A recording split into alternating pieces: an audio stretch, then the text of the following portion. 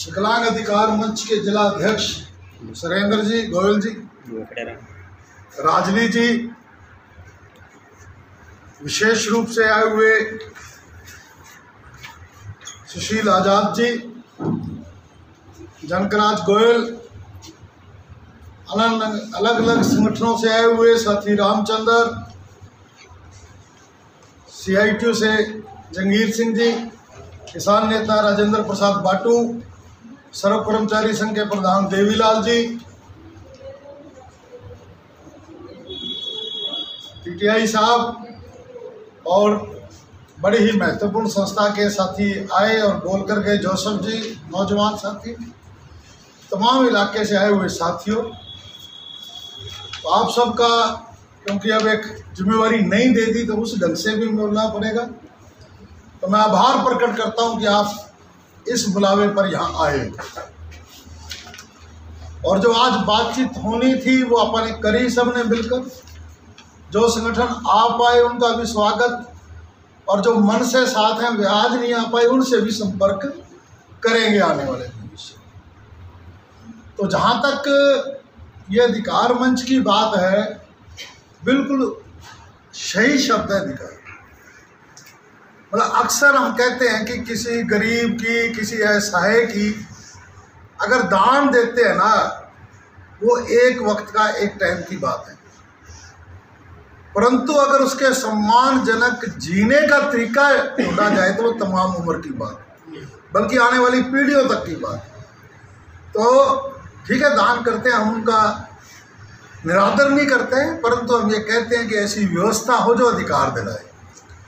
और जहाँ तक हमें किसी प्रकार की कोई शंका नहीं, कोई संकोच नहीं कि हम इस समाज के लिए कुछ मांग रहे हैं।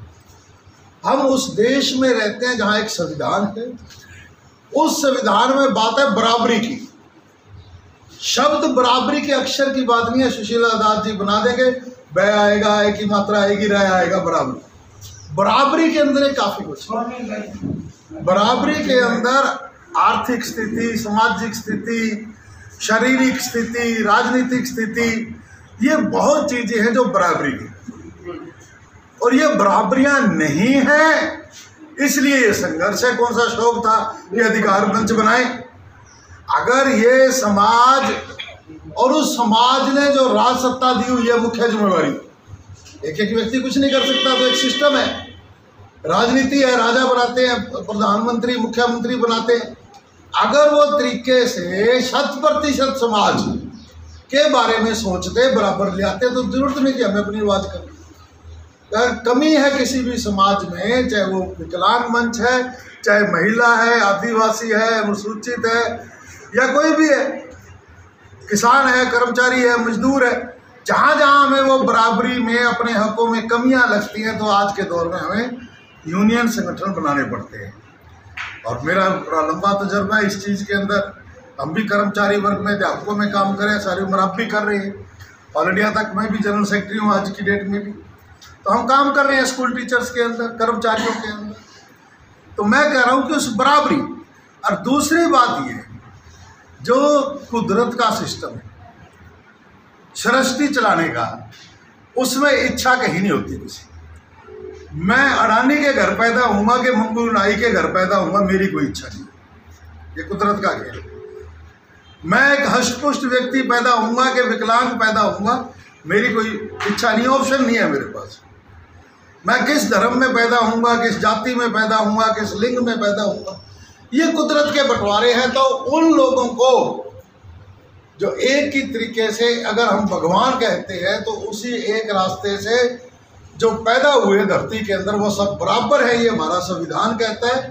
तो उस कुदरत के न्याय में जो कहीं ना कहीं उल्ट फेर है, गलत है, जो भी सिस्टम है, तो उसकी बराबरी की बात ये मंच भी करता है।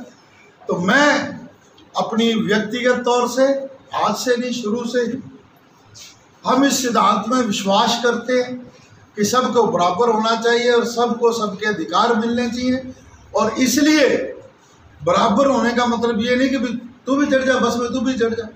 जो बस में चढ़ सकता है वो चढ़ेगा, जो चढ़ नहीं सकता उसको चढ़ाया जाए, ये है बात। कि जो चढ़ नहीं सकता उसको चढ़ाया जाए। ये बराबरी नहीं है कि सबके लिए बस खड़ी कर दी 8 बजे हमने तो जाओ फतेहाबाद। तो जो चढ़ नहीं सकता उसको चढ़ाया जाए, जो घर से नहीं आ सके उसको घर से लाया जाए, तब बराबरी की बात है कि आपने मौका दिया है। तो ये कहना बराबरी शब्द बहुत बड़ा है, तो उस बराबरी के लिए हम हमेशा समर्थक रहे हैं, साथ रहे हैं, इस लड़ाइयों में साथ रहे हैं। तो जितना भी बन पाया, ये एक संगठन आगे बढ़े वो अलग चीज़ है, लगातार बढ़ना चाहिए। आगे बढ़ने का मतलब अपनी समस्याओं को हल कराने के लिए इतनी ताकत प्राप्त करे ये संगठन, इतना समर्थन प्राप्त। दूसरा जो एक जिम्मेवारी रतिया के ऊपर आई है, तो निश्चित तौर पे जो राजली जी कह रहे हैं, सुरेंद्र जी बैठे, बदम जी बैठे और साथी बैठे हैं यार, इन्होंने विचार विमर्श किया होगा कि हरियाणा में कहाँ कराया जाए। फिर फतेहाबाद जिला आ गया, तो अमूमन हम जिले के अंदर ही करते हैं, जैसे फतेहाबाद शहर में। फतेहाबाद जिला छांटने के बाद इन्होंने रतिया छांटा, तो मैं कहता हूँ इन्होंने बड़ा अच्छा छांटा है, इन्होंने ठीक सोच विचार के छांटा। इनके इस फैसले पर हम रतिया के तमाम वासी या रतिया के संगठन अफसोस नहीं करने देंगे कि इन्होंने गलत छांट लिया। रामचंद्र जी बैठे हैं, अभी पिछले ही साल तो हुआ भी नहीं पूरा मेरे ख्याल, खेत मजदूर यूनियन का भी राज्य सम्मेलन रतिया में किया गया था। इन्होंने भी ये सोचा कि रतिया की धरती पे जो संगठन है वो बताया इन्होंने, किसान आंदोलन है, कोई और है, मतलब जो हमें सहयोग यहाँ मिलता है आपस में, वो एक बड़ा सुख। तो आज जो जिम्मेवारी दी है तो साथियों ने चलो सोच विचार के दी है, तो मैं सहर्ष स्वीकार करता हूँ। 14-15 अक्टूबर तक लगातार इनके टच में रहेंगे, बैठकें करनी पड़ेंगी, कहीं वो भी करेंगे। और जहाँ तक फंड की बात, मतलब ये एक जो संगठन हम करते हैं ना, ये एक बड़ा पड़ाव होता है किसी भी यूनियन के लिए, संगठन के लिए, समाज के। ये केवल ये नहीं कि 2 दिन इकट्ठे होंगे, कुछ बातचीत करेंगे, कुछ प्रस्ताव पास करेंगे, नई कमेटी चुन के चले जाए। इस सम्मेलन में हमें एक नई ऊर्जा लेनी है, नई ताकत लेनी है, ताकि जिस लक्ष्य उद्देश्य के लिए संगठन बने है, आपका संविधान होगा लाजमी, आपका मांग पत्र होगा, उस संविधान को, उस मांग पत्र को सफलतापूर्वक अंजाम देने के लिए रतिया का ये 2 दिवसीय सम्मेलन ये ताकत और रास्ता तय करे। जब ये ताकत और रास्ता तय करेगा तो इसका मतलब ये नहीं कि 16 अक्टूबर के बाद कार्रवाई खत्म होगी। 14-15 अक्टूबर को एक रास्ता दिया जाएगा कि उस रास्ते पे चलना है, तो उस रास्ते पे चलने के लिए फिर संसाधन चाहिए।